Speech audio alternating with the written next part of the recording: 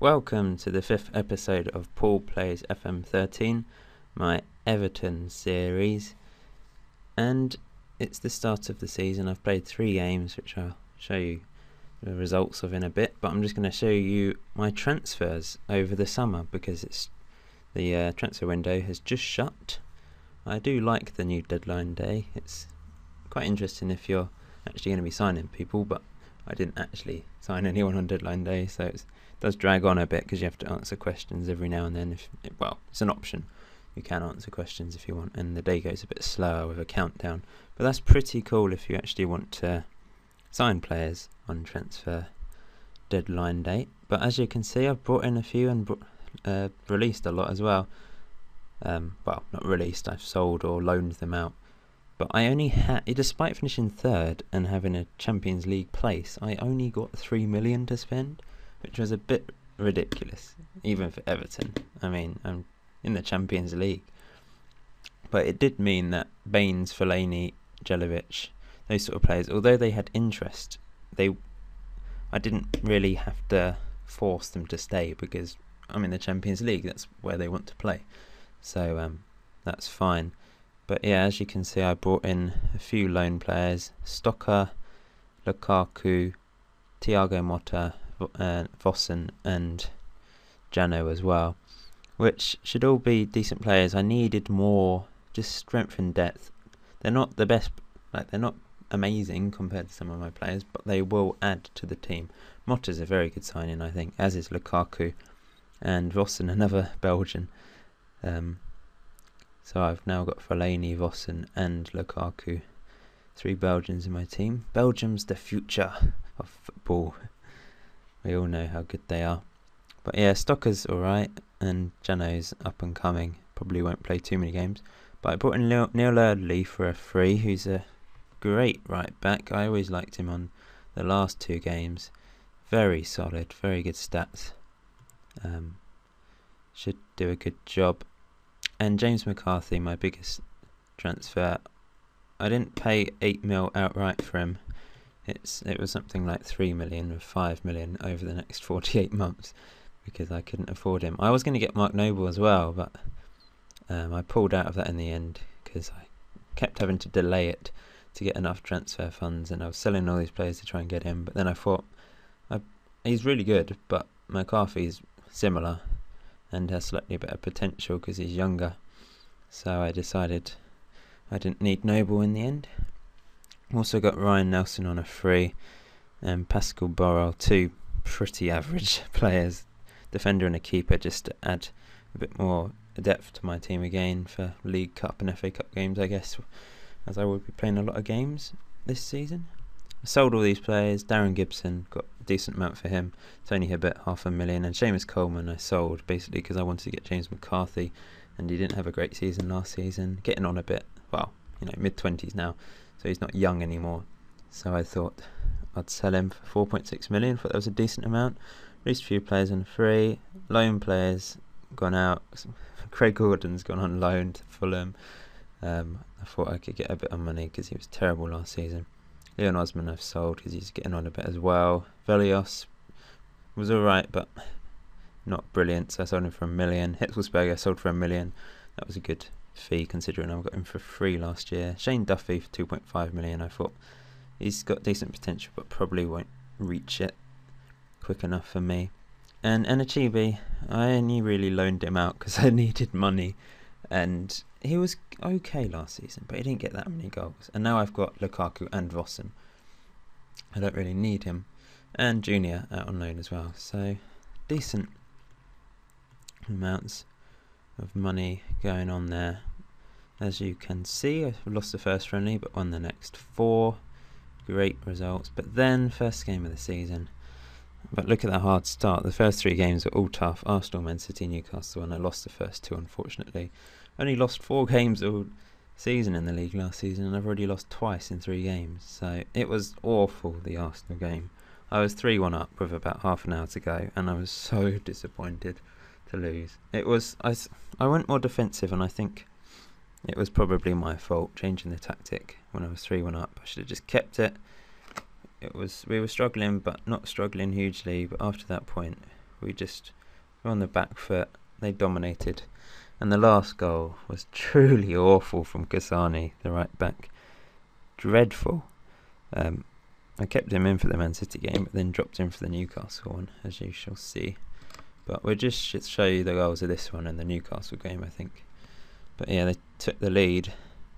Cazorla blasting at home. But then we equalised. Zagoev with the goal. And then McCarthy scored on his debut to make it 2-1. Lovely finish. And then second half, we took the lead right after half time.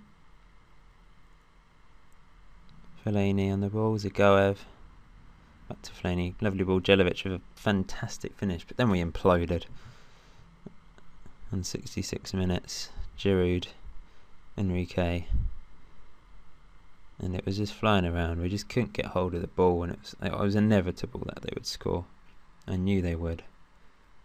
They were just passing it around nicely, like Arsenal usually do. You Arsenal fans out there will be happy I lost, I guess.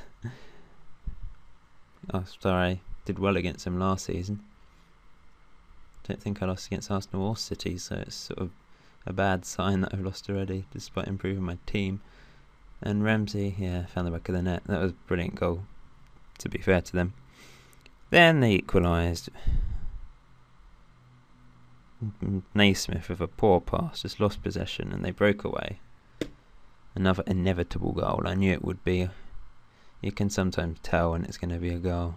Just got that feeling about it. Llorente, who moved to Arsenal in the summer, on a free as well, with a great finish. And then this was awful from my right back, Cassani, the Italian. You will find out. I don't know what the hell he was doing. I was so angry with him. Just made no sense what he was doing. Just kept losing possession here at this point, and Kazala put it in. It came up to Cassani. What the hell is he doing? He's just standing there for about 30 seconds, and Diaby just wins the ball off him, and Llorente puts it in the back of the net. I don't get it, why he was doing that, dawdling on the ball. Just get rid of the ball. What a noob. But anyway, we lost 4-3. Then we lost 3-1 against Man City, which was predictable. Naismith with our goal. But then back to winning ways, thankfully. Winning 2-1 against Newcastle away from home, not a bad result. So hopefully we can get back on track, back up the table. Because, I mean, it puts pressure on me because I finished third in first season. How can I improve on that? With Everton, with 3 million to spend in the summer, there's surely no way. With an extra competition to play in, I've got I'll show you my Champions League group after as well. It's pretty tough. Real Madrid's in it, but yeah, I'll show you after these highlights. So let's see the 3 goals. Their goals in the last minute, consolation goal. They've got Klein and Nagelin. I don't know how to say his name. The Nangelen, the Belgian dude, he's amazing. And Klein looks very good, the right back. Sort of wish I'd signed him now. But yeah, they were playing it around nicely and probably were dominating long periods of this game. Why is it such a long highlight? Here we go. Lukaku, I put him on the left wing for this game. And it seemed to work. He put in a ball and Jelic with a lovely finish to make it 1-0. So yeah, that worked well, putting Lukaku on the left wing. And then we scored right at the end. Oh, I think I skipped our goal. Yeah, here we go. Baines with a ball in. Krul just made an unusual mistake, and Barkley with the simplest of finishes, but they scored straight away after that, which was slightly worrying. And it was a bar goal. Who had a couple of chances in the game actually, but eventually got his goal. But yeah, good play from Newcastle into Cisse, into Bar, rounded the keeper, found the back of the net, 2-1. We are 13th in the table. Some teams have a game in hand, but not below us.